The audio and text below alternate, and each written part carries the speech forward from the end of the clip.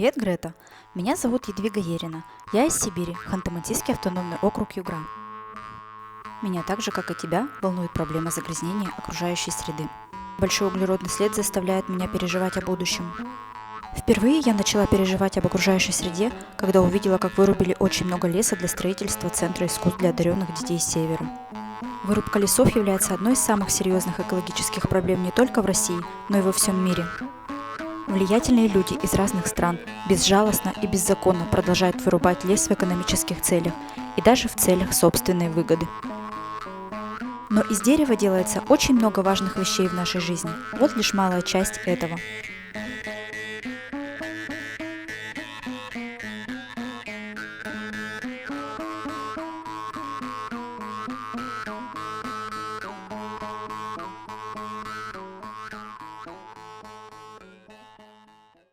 Даже на этом красивом снимке мы видим много вырубленных деревьев. Грета, я хочу рассказать тебе одну историю, которая просто обескуражила меня. Известный шведский бренд IKEA делал детскую мебель из незаконно вырубленного дерева в России. Эта новость действительно похожа на самый настоящий ужас. Богатый депутат из Сибири совершил самую масштабную незаконную вырубку леса в России. И затем он экспортировал этот лес для изготовления мебели IKEA. Это ужасно. Then he decided to make up for the damage to the environment. More than 70 million trees were planted during the tree planting campaign in Russia. В Швеции тоже жил один неэкологичный парень. Его звали Альфред Нобель. Он создал динамит. Это устройство, которое за многие годы его существования разрушило очень много скоплений горных пород. Чтобы мир запомнил Альфреда Нобеля хорошим человеком, он создал Нобелевскую премию. Но есть одна плохая новость. Совместные интеллектуальные усилия нобелевских лауреатов привели к созданию ядерной бомбы. Самого страшного оружия на планете Земля. Хочешь ли ты после этого Нобелевскую премию?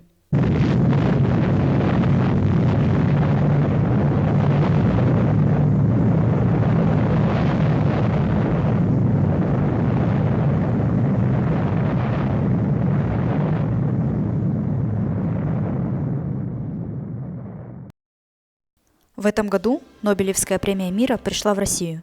Ее получил главный редактор «Новой газеты» Дмитрий Муратов. Оружие, которое использует Муратов, это правда. Самый большой страх в России – это не изменение климата. Это независимая журналистика. This guy was sharing the truth, and now he is imprisoned. Maybe he is in prison for environmental damage.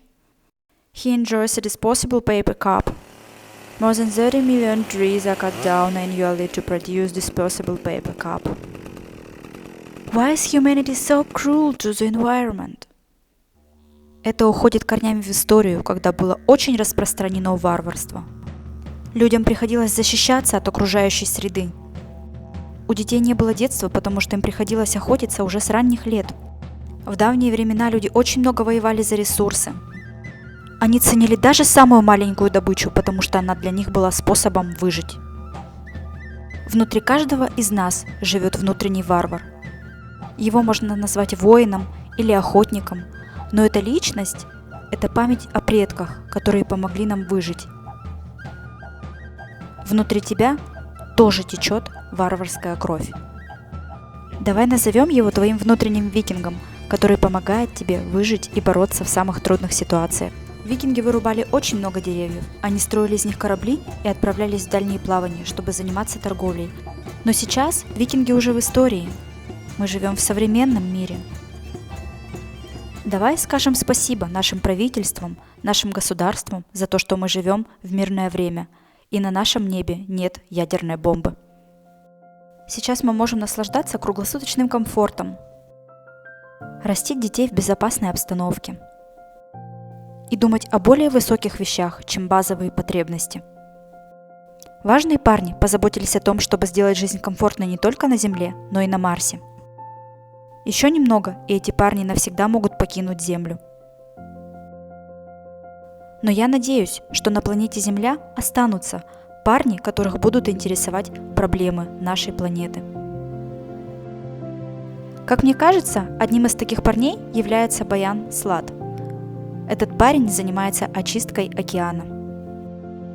Меня восхищает то, что он смог заинтересоваться темой очистки мусорного тихоокеанского пятна. Ты только глянь на это. Вот это работа! Человечество крайне неуважительно относится к океану, выбрасывает ежегодно туда тонны мусора. Мы совсем недооцениваем этот огромный ресурс, который занимает более 70% нашей планеты. Нам обязательно нужно уделять океану еще больше внимания, вкладывать туда свои экономические ресурсы и интеллектуальный потенциал. Я считаю, что за океаном будущее. Именно он поможет нам в борьбе с изменением климата. Если мы и дальше продолжим так уничтожать наши ресурсы, океан сможет сыграть с нами плохую шутку. Настанет день, и начальник океана очень сильно на нас разозлится. И он устроит нашей планете настоящую генеральную уборку.